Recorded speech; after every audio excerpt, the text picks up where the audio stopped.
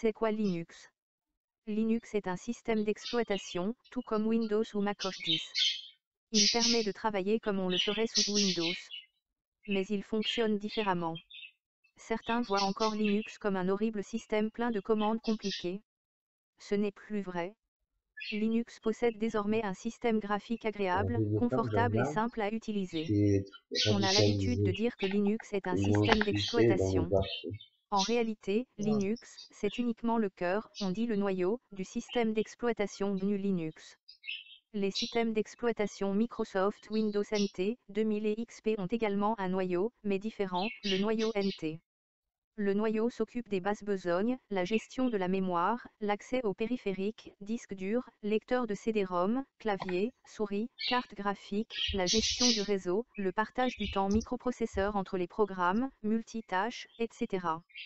Contrairement à Windows dont l'interface graphique vous est imposée, il existe différentes interfaces graphiques sous Linux, les principales étant GNOME, KDE et XFCE. Il est même possible de faire fonctionner Linux sans interface graphique, ou même de ne lancer l'interface graphique que quand vous le souhaitez. GNU Linux. GNU est un projet qui a apporté des tas d'utilitaires au noyau Linux, tels que le fameux compilateur GCC, et les milliers d'utilitaires, tar, tel, man, bash. Ces utilitaires GNU, associés au noyau Linux, constituent le système d'exploitation GNU Linux. Linux est donc un noyau. GNU est un ensemble de programmes utilitaires.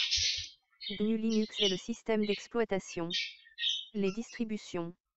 GNU Linux étant gratuit, différentes sociétés l'ont repris et complété afin de distribuer un système d'exploitation à leur goût. C'est ce qu'on appelle les distributions. Parmi les plus connus, citons Red Hat, Fedora, Mandriva, Debian, Kali, SUSE, Slackware, Gentoo, Gandros, Licorice, etc. Les distributions GNU Linux.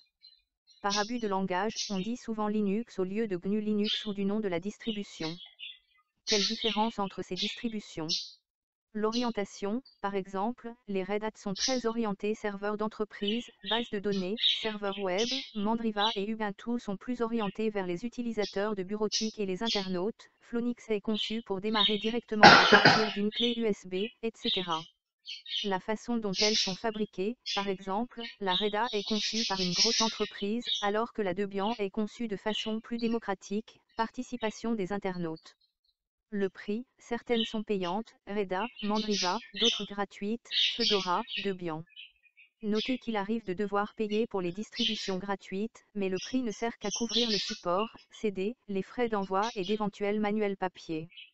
Rien ne vous empêche de les télécharger et les graver vous-même. Laquelle choisir? Difficile à dire. Tout dépend de votre niveau et de ce que vous voulez en faire. Je vous encourage à télécharger diverses distributions pour les tester et trouver celle qui vous plaît le plus. Si vous ne savez pas par laquelle commencer, je vous recommande Knopix, si vous ne voulez rien installer sur disque dur. Cette version de Linux démarre directement à partir du CD et n'écrit rien sur disque dur. Aucune installation n'est nécessaire sur disque dur. C'est un moyen de découvrir Linux sans risque. Ubuntu est une formidable distribution, qui peut soit être utilisée comme Knopix, sans rien installer, soit installée sur disque dur. L'interface est très propre et simple à utiliser. Une fois installée, on peut avoir accès à des centaines de logiciels supplémentaires en quelques clics. C'est la distribution que je vous recommande si vous voulez installer Linux sur votre ordinateur. Pour débuter sous Linux, ou vous renseigner, consultez cette page, http, sauvage.net Ubuntu. Les autres dérivés. Il arrive qu'il y ait des dérivés de ces distributions. Par exemple, Knopix est une distribution dérivée de Debian, et Morphix est dérivé de Knopix, etc. Les distributions dérivées de Debian. Pour plus d'informations, voir cet article sur la parenté des distributions. Linux et les autres Unix. Linux a été créé par Linus Torvald en réaction aux gros Unix commerciaux, qui étaient pour la plupart hors de prix. Le projet GNU a également démarré sur une motivation similaire, GNU signifie « GNU is not Unix ». On dit que Linux est un système d'exploitation libre, c'est-à-dire que vous êtes libre de l'utiliser, le modifier et le redistribuer, ce qui n'est pas le cas d'Unix, ni de Windows ou Mac OS X. Ces Unix existent encore de nos jours et sont toujours vendus, HPX, l'Unix de Hewlett-Packard, X, l'Unix d'IBM, Solaris, l'Unix de Sun, Irix, l'Unix de Silicon Graphics. Unix est une marque déposée, et toute entreprise qui souhaite créer un système d'exploitation estampillé Unix doit respecter un certain nombre de règles strictes. De par sa gratuité, son ouverture et ses performances, Linux gagne en popularité par rapport aux autres Unix. Même les grosses sociétés qui faisaient leur propre Unix s'y mettent. Comme IBM, Sun, HP, SGI, Linux et Windows, je n'ai pas l'intention de relancer ici une guerre stérile sans fin du style mon système est mieux que le tien. Inutile de m'incendier par EMI, ça ira directement à la poubelle. Par contre, j'accepte les remarques et critiques constructives. Je veux juste essayer de donner des éléments qui pourront vous aider à décider entre Linux et Windows. Décider est d'ailleurs un bien grand mot, puisque rien ne vous empêche d'installer les deux sur votre ordinateur et de passer de l'un à l'autre. Voici un rapide comparatif de Windows et Linux sur divers points, ce n'est pas exhaustif. Code couleur, bleu égale favorable à Linux, rouge égale défavorable, noir, ni favorable, ni défavorable. Prise en main, il faut l'avouer, globalement, Linux exigera de vous plus de temps que Windows, en particulier pour la période d'adaptation. Si vous n'êtes pas prêt à consacrer plus de temps, ne passez pas à Linux. À sa décharge, maîtriser Linux est très gratifiant, parce que non seulement cela vous permet de comprendre ce qui se passe à l'intérieur, si vous le souhaitez, mais surtout d'en faire exactement ce que vous en voulez. La courbe d'apprentissage est plus raide, mais elle va plus loin. Notez qu'avec les distributions récentes comme Ubuntu, Mandriva ou Gandros, vous n'avez pas du tout à mettre les mains dans le cambouis si vous ne le souhaitez pas. Elles sont aussi simples à utiliser que Windows, voire plus. Compatibilité, les programmes Windows ne fonctionnent pas sous Linux. Les programmes Linux ne fonctionnent pas sous Windows. Win est un programme qui permet de faire fonctionner certains logiciels Windows sous Linux, mais il ne fonctionne pas dans 100% des cas. Il existe des projets comme Qemu ou Colinu qui permettent de faire fonctionner Linux dans Windows ou Windows dans Linux, mais c'est assez hasardeux et les performances sont souvent assez mauvaises. VMware et VirtualBox sont des logiciels gratuits qui permettent de faire fonctionner intégralement Windows dans une fenêtre sous Linux. C'est pratique si vous avez à tout prix besoin d'utiliser un logiciel qui n'existe que sous Windows. Beaucoup de programmes Linux ont été portés, adaptés, sous Windows. Jeux, la quasi-totalité des jeux sont conçus pour Windows et ne fonctionnent pas sous Linux. Bien qu'il existe des centaines de petits jeux gratuits pour Linux, pratiquement aucun grand éditeur ne crée de jeux pour Linux. Avec Win, on peut également faire fonctionner certains jeux Windows sous Linux, mais les résultats ne sont pas garantis.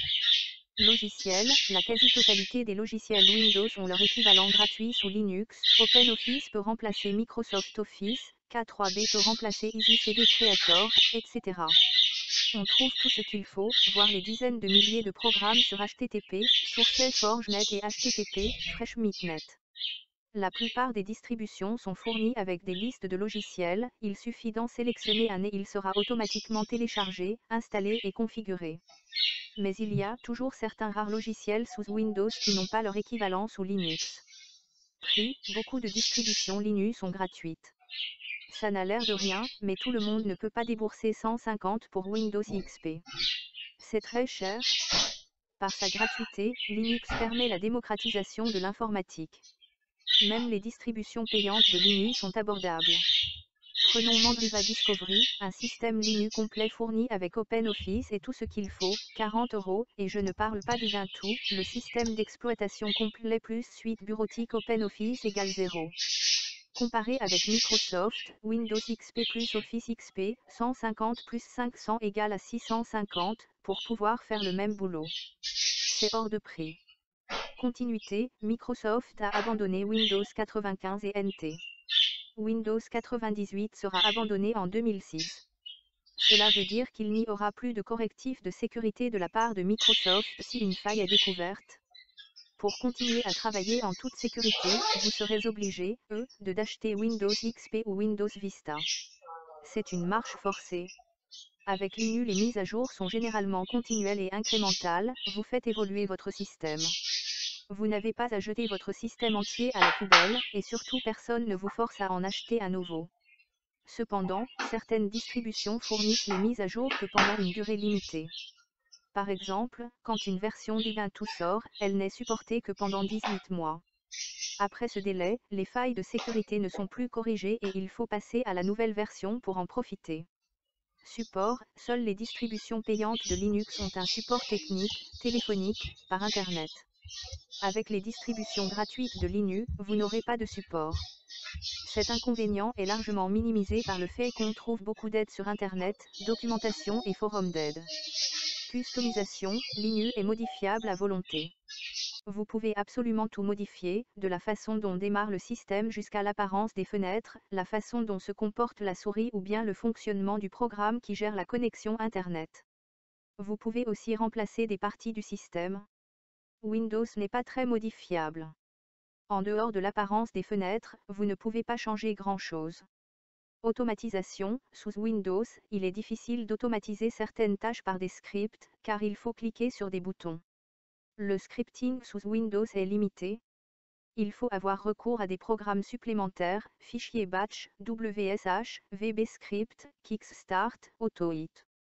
Sous Linux, absolument tout est scriptable. Cela vous permet d'automatiser toutes les tâches que vous voulez. Quelques exemples, renommer un ensemble de fichiers, éteindre automatiquement l'ordinateur à une heure donnée ou après qu'une tâche soit terminée, reconfigurer le firewall à une heure précise, ou sur déclenchement d'un événement précis. Disponibilité des sources, les sources de Linux et de ses outils sont disponibles. Cela vous permet de voir le fonctionnement interne du système et même de le modifier. Tout le monde peut contrôler ce qui est fait, et ainsi trouver rapidement les bugs. Linux et ses logiciels évoluent ainsi grâce à des contributions venant de toute la planète. Windows est une boîte noire. On ne sait pas comment il fonctionne en interne, et personne d'autre que Microsoft ne peut le modifier et le corriger. Vous êtes obligés, de faire confiance à Microsoft. La disponibilité des sources a des conséquences sur la sécurité, voire plus bas. Indépendance, Windows XP ne peut s'installer qu'après une validation par Internet avec les serveurs de Microsoft. Vous êtes dépendant de Microsoft pour pouvoir installer Windows XP. Si Microsoft décide d'arrêter Windows XP, vous ne pourrez plus l'installer ou le réinstaller. De plus en plus d'éditeurs de logiciels utilisent ce genre de mécanisme. Votre ordinateur, vos logiciels et vos propres fichiers personnels deviennent de plus en plus dépendants de sociétés privées extérieures, qui ont de plus en plus de contrôle dessus. Avec les technologies en cours d'élaboration, vous ne pourrez même pas démarrer votre ordinateur sans une autorisation extérieure. Avec Linux, vous êtes maître de votre ordinateur et le système est totalement autonome et indépendant. Périphériques, Linux supporte bien plus de périphériques que Windows en standard. Ceci dit, les fabricants de périphériques fournissent presque toujours les pilotes pour Windows, mais rarement pour Linux. Si vous avez un périphérique très récent, il est possible qu'il n'existe pas de pilote pour Linux. Vous risquez de vous retrouver avec un périphérique que vous ne pouvez pas utiliser. Ceci étant dit, les périphériques de plus de 6 mois sont généralement utilisables sous Linux sans problème. Et surtout les pilotes Linux sont maintenus presque à vie, vous ne risquez pas de vous retrouver un jour avec un périphérique que vous ne pouvez plus utiliser, comme cela est arrivé aux utilisateurs passant de Windows XP à Vista. Configuration nécessaire, Linux nécessite des machines moins puissantes que Windows.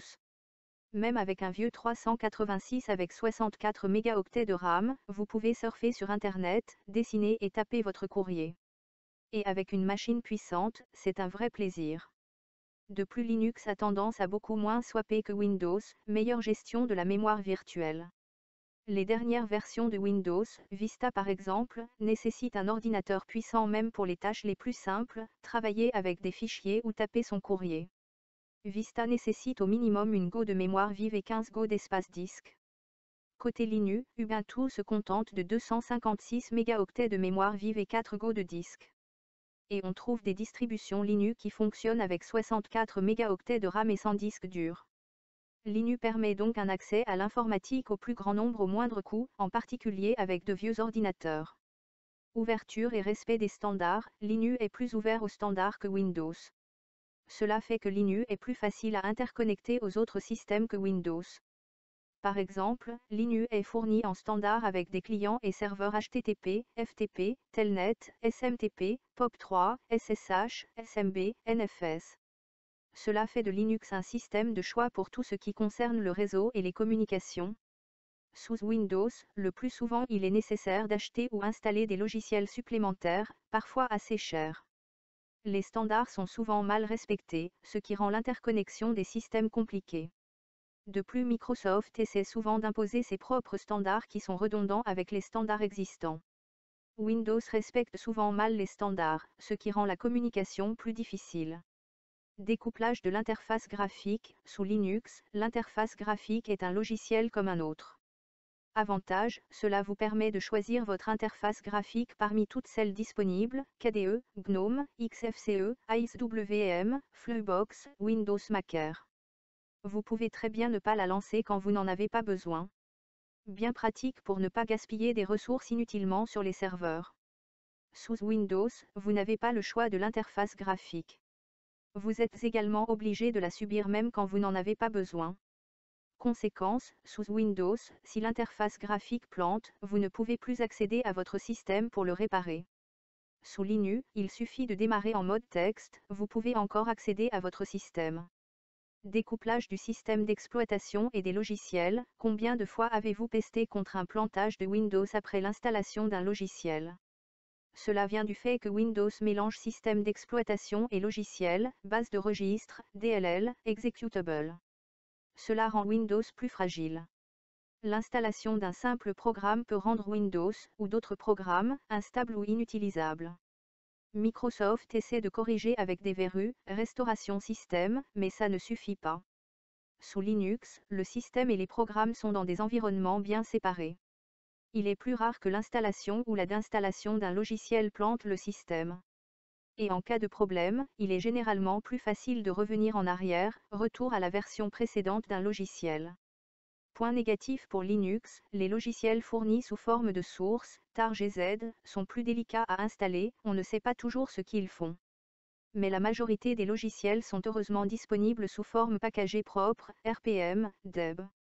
Point négatif pour Windows, la base registre contient la configuration du système d'exploitation et de tous les logiciels.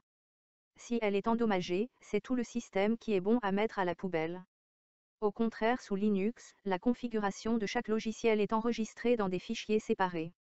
Vous ne risquez pas de perdre la configuration de tout votre système et tous vos logiciels parce qu'un seul fichier de base de registre est corrompu. Sécurité, il est admis que Linux est généralement plus sûr que Windows. Cela vient de la façon dont la sécurité est gérée en interne dans Linux. Par exemple, il est facile d'interdire à un utilisateur d'accéder au lecteur de CD-ROM ou à Internet. Windows étant destiné au grand public, il est par défaut configuré de façon moins stricte. Cela facilite la vie de l'utilisateur novice, mais cela facilite aussi la vie des hackers et virus. Mais n'oubliez pas qu'un Linux mal configuré n'est pas plus sûr qu'un Windows mal configuré. Tout comme Windows, on découvre régulièrement des failles de sécurité dans Linux. Toutefois, elles ne sont généralement pas de l'ampleur de celles de Windows, FirePC, Virus Blaster, FiNetBOS, accès au partage même sans le mot de passe, FiActiveX, Internet Explorer, Outlook Express. Microsoft met parfois plusieurs mois pour corriger certaines failles. Dans le monde open source, Linux et logiciels open source, les failles sont corrigées beaucoup plus rapidement, généralement dans les 24 heures. Virus, vers, chevaux de Troie, spyware, la gestion de la sécurité et la configuration par défaut de Linux étant différente de Windows, cela le rend moins sensible aux virus et autres saletés. Il existe une vingtaine de virus sous Linux, à comparer aux plus de 60 000 virus existants sous Windows. De plus, la grande variété des distributions Linux rend le travail des virus plus compliqué. Cependant, sous Windows ça s'améliore doucement depuis le service Pack 2 de Windows XP dont le réglage par défaut rend la machine, en principe, plus sûre. Mais il reste absolument nécessaire d'installer antivirus, firewall et détecteur de chevaux de Troie. Toutefois, si Linux devient plus populaire, il deviendra une cible plus intéressante et il faudra s'attendre immanquablement à l'apparition d'un plus grand nombre de virus spécifiques à Linux. Mais de par sa structure, il sera plus facile de protéger une machine Linux. Vie privée, Windows et les logiciels pour Windows sont infestés de programmes espions.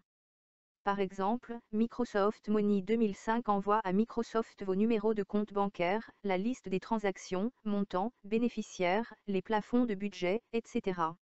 Ce genre de saleté n'arrive pratiquement jamais sous Linux, pour la simple raison que le code source de tous les programmes est disponible, à la vue de tous, c'est la définition même d'open source, source ouvert.